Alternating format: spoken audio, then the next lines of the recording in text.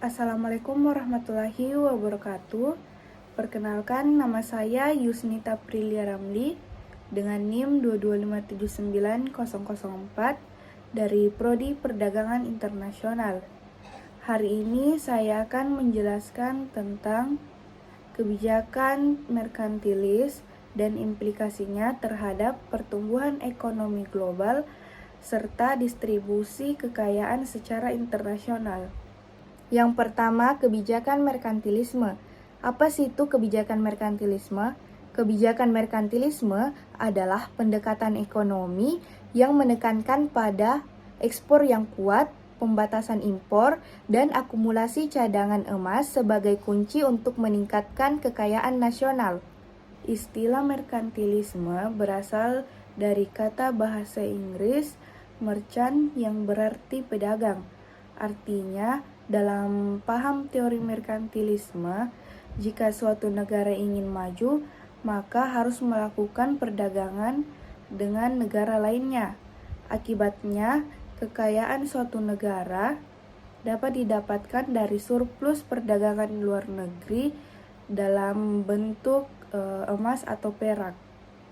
Dengan adanya kontak dengan negara lain, maka akan muncul pula kebijakan waktu yang mendorong aktivitas ekspor dan juga membatasi impor agar perdagangan internasional berjalan sehat. Selanjutnya yaitu tujuan kebijakan merkantilisme. Ada 3. Yang pertama yaitu meningkatkan kekayaan nasional. Fokus utama kebijakan merkantilis adalah meningkatkan kekayaan nasional.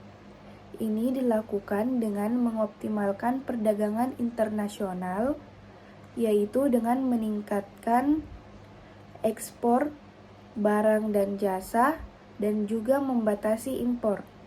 Dengan meningkatkan surplus perdagangan, negara dapat mengakumulasikan kekayaan dalam bentuk mata uang asing atau cadangan emas. Yang kedua yaitu memperkuat industri dalam negeri. Kebijakan merkantilis yang berupaya untuk melindungi dan memperkuat industri dalam negeri dari persaingan asing.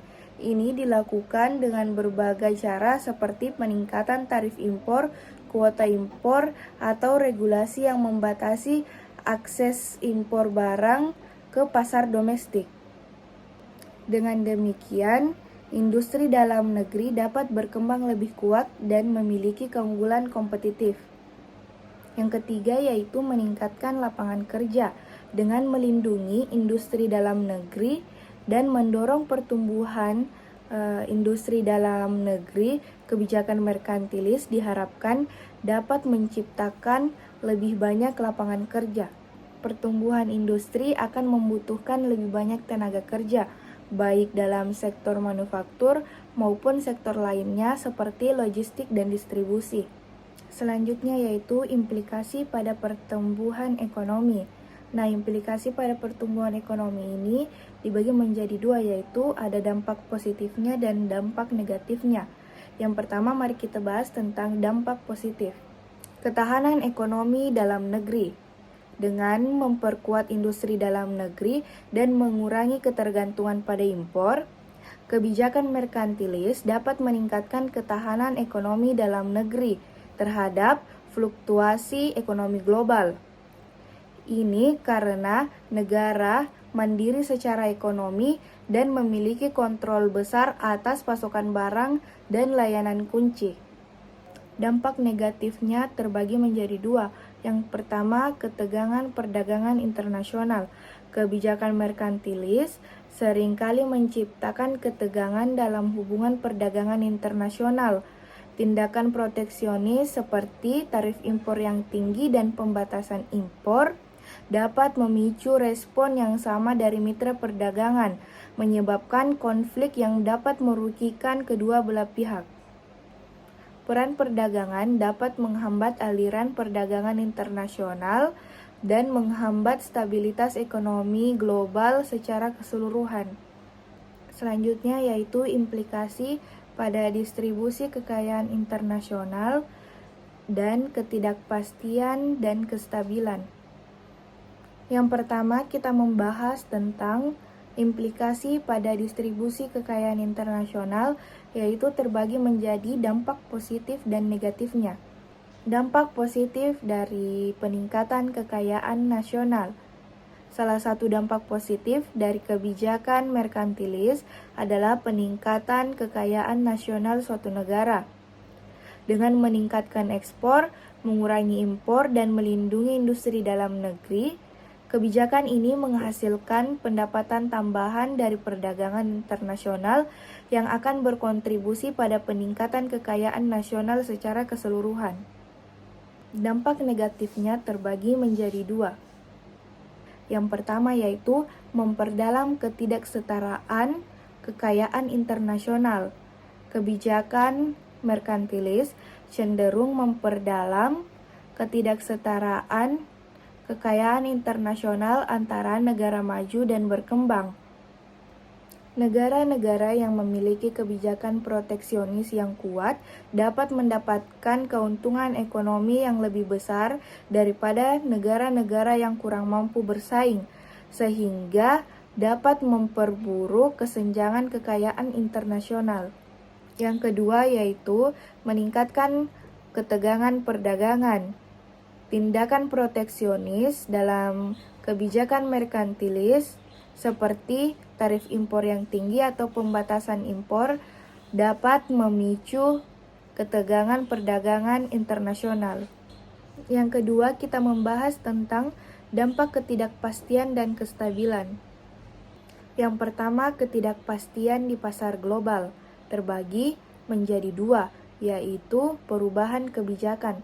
Kebijakan merkantilis yang tidak terduga dan berubah-ubah dapat menciptakan ketidakpastian di pasar global. Yang kedua, fluktuasi mata uang. Kebijakan proteksionis. Yang kedua, fluktuasi mata uang. Kebijakan proteksionis seperti tarif impor yang tinggi atau devaluasi mata uang dapat menyebabkan fluktuasi mata uang yang tajam. Yang kedua, potensi gangguan terhadap stabilitas ekonomi global terbagi menjadi dua. Yang pertama yaitu peningkatan ketidakstabilan finansial. Kebijakan proteksionis yang ekstrim atau tidak terkoordinasi dapat menciptakan ketidakstabilan finansial global. Yang kedua, peningkatan risiko resesi global. Gangguan pada perdagangan dan investasi internasional yang disebabkan oleh kebijakan merkantilis dapat meningkatkan risiko resesi global. Selanjutnya yaitu reaksi pasar dan investasi dan pengaruh terhadap kerjasama ekonomi internasional. Yang pertama kita bahas yaitu reaksi pasar dan investasi yang terbagi menjadi dua. Yang pertama, respon negatif dari investasi dan pasar. Yang kedua, keuangan, penurunan kepercayaan, volatilitas pasar, dan penurunan investasi asing. Yang kedua yang dibahas yaitu pengaruh terhadap kerjasama ekonomi internasional yang terbagi menjadi dua. Yang pertama, penghambatan terhadap kerjasama ekonomi internasional terbagi menjadi dua. Yang kedua, pembatasan akses pasar. Kegiatan merkantilis seperti tarif impor yang tinggi atau kuota impor dapat menghambat akses pasar bagi produk dari negara-negara mitra.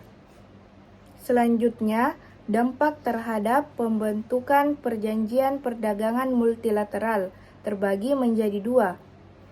Yang pertama, perlawanan atas perjanjian perdagangan multilateral. Negara-negara yang menganut kebijakan merkantilis mungkin cenderung menentang perjanjian perdagangan multilateral yang mempromosikan perdagangan bebas dan keterbukaan pasar. Yang kedua, pendekatan tidak kooperatif. Negara-negara yang menerapkan kebijakan merkantilis mungkin mengambil pendekatan tidak kooperatif untuk negosiasi perjanjian perdagangan multilateral. Dengan demikian, kebijakan merkantilis menjadi hambatan bagi kerjasama ekonomi internasional dan mempengaruhi perjanjian perdagangan multilateral. Mungkin itu saja penjelasan dari saya. Wassalamualaikum warahmatullahi wabarakatuh.